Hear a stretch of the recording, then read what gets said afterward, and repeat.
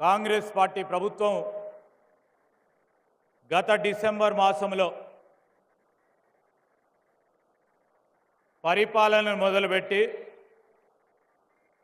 విద్యా వ్యవస్థను మెరుగుపరిచే కార్యక్రమ భాగంలో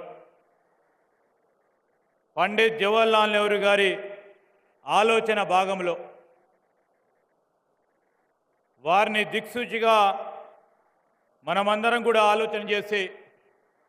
క్షేత్రస్థాయి నుంచి విద్యకు ప్రాముఖ్యత ఇవ్వాలని ఆనాడు వారు చెప్పిన అనేక అంశాలను దృష్టిలో పెట్టుకొని ముఖ్యమంత్రి గారు స్వయానా విద్యాశాఖ మంత్రిగా పరిపాలనను ముందుకు అందిస్తూ దశాబ్దాలుగా విద్యా వ్యవస్థలో అనేక అంశాల విషయంలో పర్యవేక్షణ కానీ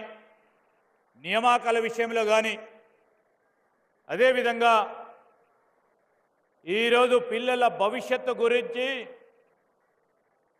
ఆలోచన లేని గత దశాబ్ద కాలం నుంచి